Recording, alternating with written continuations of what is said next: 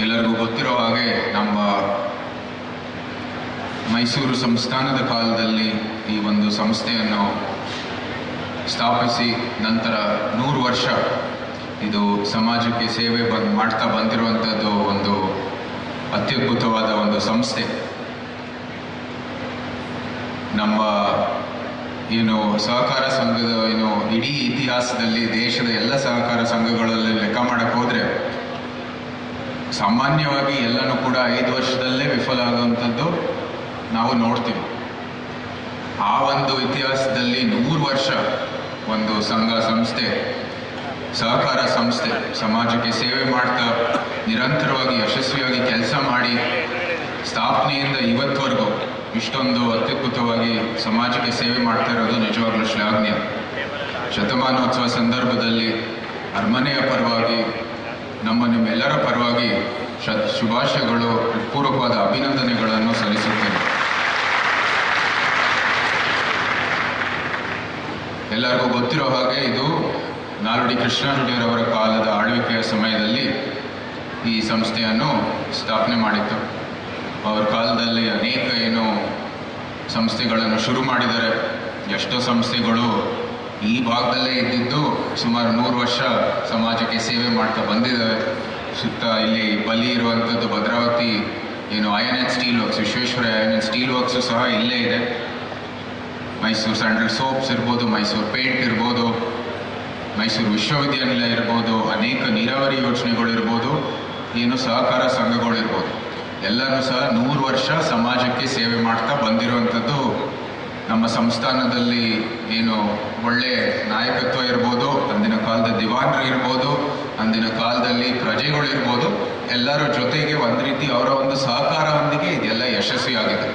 ಯಾಕಂದರೆ ಅಂದಿನ ಕಾಲದಲ್ಲಿ ಇಡೀ ಸಮಾಜವು ಅವ್ರಿಗೆ ಒಂದು ಪ್ರಥಮ ತತ್ವ ಇದ್ದಿದ್ದು, ನಾವು ಏನೇ ಶುರು ಮಾಡಿದ್ರು ಸಹ ಅದು ಬರೀ ಇವತ್ತು ನಾಳೆಗಲ್ಲ, ನಮ್ಮ ಮುಂಬರೋ ಪೀಳಿಗೆಗೂ ಕೂಡ ಅದು ಸಹಾಯ ಆಗಬೇಕು ಅಂತ ಆ ನಿಟ್ಟಿನಲ್ಲಿ ಅವರು ಕೆಲಸವನ್ನು ಮಾಡಿದರು.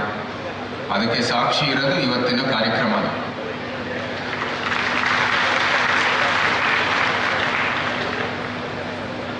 ಇದ್ರ ಜೊತೆಗೆ ನಾವು ಮಹಾರಾಜರು ಸ್ಮರಣೆ ಮಾಡ್ತಾ ಇನ್ನೊಬ್ಬರು ಸ್ಮರಣೆ ಮಾಡಬೇಕಾಗಿರೋದು ಎಲ್ಲಕ್ಕಿಂತ ಮುಖ್ಯವಾದ್ರೆ ಯುವರಾಜ ಕಂಠೀರವ ನರಸಿಂಹರಾಜೇಂದ್ರ ಒಡೆಯರು. ಅನೇಕ ಸಂಸ್ಥೆಗಳು ಅವರ ಹೆಸರಿನಲ್ಲಿ ಇವತ್ತವರೆಗೂ ಕೆಲಸ ಮಾಡ್ತಾ ಬಂದಿದ್ದಾರೆ. ಮೈಸೂರಲ್ಲಿ ನಮ್ಮ ಸ್ಪೋರ್ಟ್ಸ್ ಕ್ಲಬ್ ಇದೆ. ಬೆಂಗಳೂರಲ್ಲಿ ಎಲ್ಲರಿಗೂ ಗೊತ್ತಿರೋ ಹಾಗೆ ಬಹಳ ಪ್ರಸಿದ್ಧವಾಗಿರುವಂಥದ್ದು ಕಂಠೀರವ ಸ್ಟೇಡಿಯಂ ಬೆಂಗಳೂರಿನ ಕೇಂದ್ರದಲ್ಲೇ ಇದೆ. ಅದು ಯಾರ ಹೆಸರು ನಾಮಕರಣ ಆಗಿರೋದು ನಿಜವಾಗ್ಲೂ ಗೊತ್ತಿಲ್ಲ. ಆದರೆ ಸಹಕಾರ ಸಂಘದ ಒಂದು ಕಾರ್ಯಕ್ರಮದಲ್ಲಿ ಅವರ ಹೆಸರು ಸ್ಮರಣೆ ಮಾಡೋದು ಎಲ್ಲಕ್ಕಿಂತ ಮುಖ್ಯ. ಯಾಕಂದರೆ ಮಹಾರಾಜರು ಒಂದು ನೆರಳಲ್ಲಿ ಅವರು ಬೆಳೆದಿರೋದು, ಅವ್ರ ಹಿಂದೆ ಕೆಲಸ ಮಾಡ್ತಾ ಬಂದಿರೋದು. ಯಾವ ರೀತಿ ರಾಮನಿಗೆ ಒಂದು ಲಕ್ಷ್ಮಣ ಇದ್ದ, ಅದೇ ರೀತಿ ಕಂಠೀರವ ನರಸಿಂಹರಾಜ ಒಡೆಯರವರು ಕೃಷ್ಣರಾಜ ಒಡೆಯರ್ ಪರವಾಗಿ ಕೆಲಸವನ್ನು ಮಾಡ್ತಾ ಇದ್ದಾರೆ.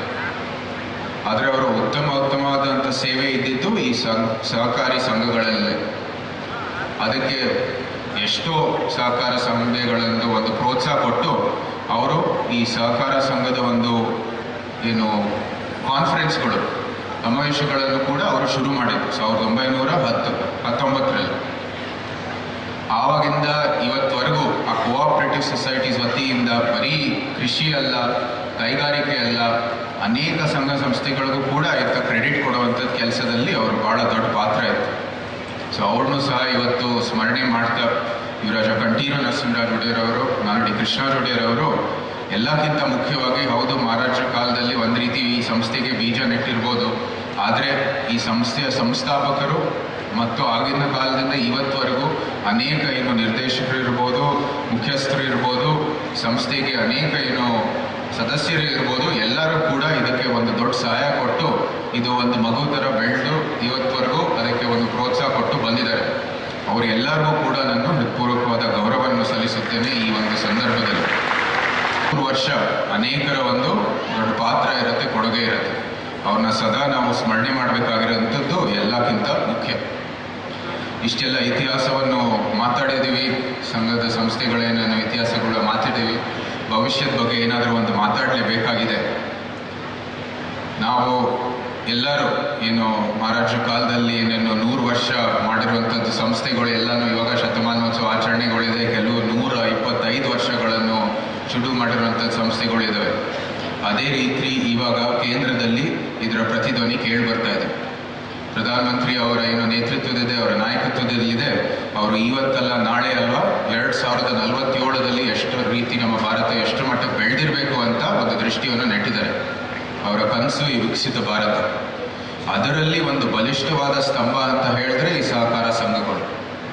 ಆಗಲೇ ಹೇಳಿದ್ದಾರೆ, ಈ ನ್ಯಾಷನಲ್ ಕೋಆಪರೇಟಿವ್ ಪಾಲಿಸಿ ಏನಿದೆ ಅದು ಬರೋ ತಿಂಗಳಲ್ಲಿ ಅದರ ಒಂದು ಉದ್ಘಾಟನೆ ಆಗುತ್ತೆ.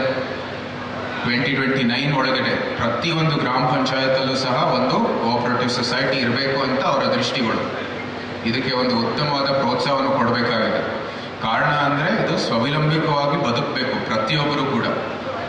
ಮಹಿಳೆಯರು ಮುಖ್ಯವಾಗಿ, ಅದರ ಜೊತೆಗೆ ನಮ್ಮ ಹಿಂದುಳಿದ ವರ್ಗ ಮುಖ್ಯವಾಗಿ ಅವರು ಸ್ವಾವಲಂಬಿತವಾಗಿ ಬದುಕಿದ್ರೇ ಭಾರತವನ್ನು ಉದ್ಧಾರ ಆಗೋದು ಅಂತ ಅವರ ದೃಷ್ಟಿ. ಇದಕ್ಕಾಗಿ ಈ ಸಹಕಾರ ಸಂಘಗಳಿಗೆ ಒಂದು ಉತ್ತಮವಾದ ಪ್ರೋತ್ಸಾಹವನ್ನು ಕೊಡ್ತಾ ಇದ್ದಾರೆ.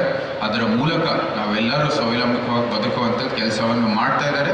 ಅದರ ಮೂಲಕ ಈ ವಿಕಸಿತ ಭಾರತವನ್ನು ಯಶಸ್ವಿಯಾಗುತ್ತೆ ಅಂತ ಅವರ ದೃಷ್ಟಿ ಮತ್ತು ಆ ರೀತಿಯನ್ನು ಕೆಲಸವನ್ನು ಮಾಡ್ತಾ ಇದ್ದಾರೆ. ನಾವು ಸಹ ಇದು ಎಲ್ಲರಿಗೂ ಕೈ ಜೋಡಿಸ್ಬೇಕಾಗಿದೆ. ಯಾಕಂದರೆ ನಿಜಕ್ಕೂ ನೋಡಕ್ಕೆ ಹೋದರೆ ಮೈಸೂರು ಅರಸರ ಪ್ರತಿಧ್ವನಿ ಏನು ಹಳೆ ಮೈಸೂರಲ್ಲಿ ಏನು ಕೆಲಸ ಮಾಡಿದ್ರು, ಈ 100 ವರ್ಷ ಕಾಲ ಒಂದು ಸಂಘ ಸಂಸ್ಥೆ ಇರ್ಬೋದು, ಅನೇಕ ಇನ್ಸ್ಟಿಟ್ಯೂಷನ್ಗಳಿರ್ಬೋದು, ಅದು ಕೆಲಸ ಮಾಡಿದ್ದಾರೆ. ಅದೇ ರೀತಿ ಪ್ರಧಾನಮಂತ್ರಿಯವರು ಇಡೀ ಭಾರತಕ್ಕೆ ಅವರು ಒಂದು ದೃಷ್ಟಿಯನ್ನು ನೆಟ್ಟಿದ್ದಾರೆ. ಯಾವ ರೀತಿ ನಮ್ಮ ಮೈಸೂರು ಸಂಸ್ಥಾನಕ್ಕೆ ಒಂದು ಸುವರ್ಣಯುಗ ಕಾಣುತ್ತೋ, ನಮ್ಮ ವಿಕಸಿತ ಭಾರತ ಇಡೀ ಭಾರತಕ್ಕೆ ಒಂದು ಸುವರ್ಣಯುಗ ಕಾಣುವಂಥದ್ದು ಕೆಲಸವನ್ನು ಮಾಡ್ತಾ ಇದ್ದಾರೆ. ಸೊ ಇದಕ್ಕಾಗಿ ನೀವೆಲ್ಲರೂ ಕೈ ಜೋಡಿಸ್ಬೇಕಾಗಿದೆ. ನಿಮ್ಮ ಒಂದು ಬೆಂಬಲವೊಂದಿಗೆ ಅವರ ಕೈಯನ್ನು ಬಲಪಡಿಸಿ ನಾವು ಕೂಡ ನಮ್ಮ ಮುಂಬರುವ ಪೀಳಿಗೆಗೆ ಯಾವ ರೀತಿ ಅವರು ಒಂದು ಒಳ್ಳೆ ಸಂಘ ಸಂಸ್ಥೆ ಸ್ಥಾಪಿಸಿ ನಮಗೆಲ್ಲರಿಗೂ ಇದು ಇವತ್ತಿನ ಕಾಲಕ್ಕೂ ಕೂಡ ಅದು ಲಾಭ ಆಗ್ತಾ ಇದೆ, ಅದೇ ರೀತಿ ನಮ್ಮ ಮುಂಬರುವ ಒಂದು ಪೀಳಿಗೆಗೆ ನಾವು ಇವತ್ತು ಮಾಡಿರೋ ಕೆಲಸ ಲಾಭ ಆಗಬೇಕು.